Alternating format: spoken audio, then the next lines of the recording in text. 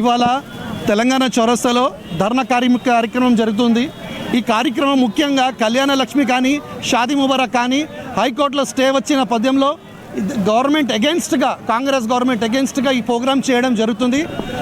Congress government వాళ్ళు ఒక్కసారి ఆలోచన చేయాలి.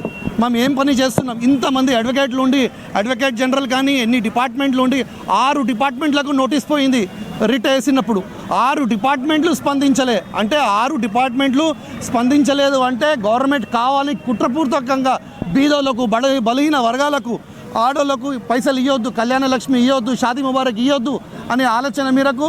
ఎందుకంటే ప్రతి ఊరికి, ప్రతి గ్రామంకి ఎక్కడ తిరిగినా మంది అంతా, ఆడోళ్ళంతా 1 తులం బంగారం ఏమాయి, 1 తులం బంగారం ఏమాయి, 1 తులం బంగారం ఏమాయి అడుతుండ్రు. ఆ 1 తులం బంగారం ఇయ్యలేక, వాళ్ళకు శాత కాలేక ఈ గవర్నమెంట్ ఏం చేస్తుందంటే ఈ షాదీ ముబారకే బంద్ చేస్తే అయిపోయి, కళ్యాణ లక్ష్మియే బంద్ చేస్తే అయిపోయి అని చెప్పి ఆలోచన మేరకు ఈ స్టే తీసుకురావడం జరిగింది. ఖచ్చితంగా కాంగ్రెస్ గవర్నమెంట్ నియత్ మీద డౌట్ ఉంది. ఎందుకంటే వాళ్ళు కావాలని ఈ స్కీమ్స్ బంద్ చేయాలి అనే ఆలోచన మీదకే ఉన్నారు. కానీ ప్రజలు ఎవరు ఊకే ఉండరు.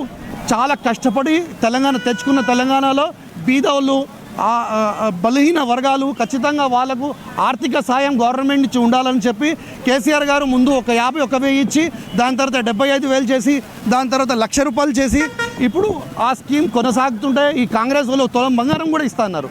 ఆ తులం బంగారం ఇయ్యక ఇంకా కళ్యాణ లక్ష్మికే బంద్ పెట్టడం చాలా దుర్భాగ్యం.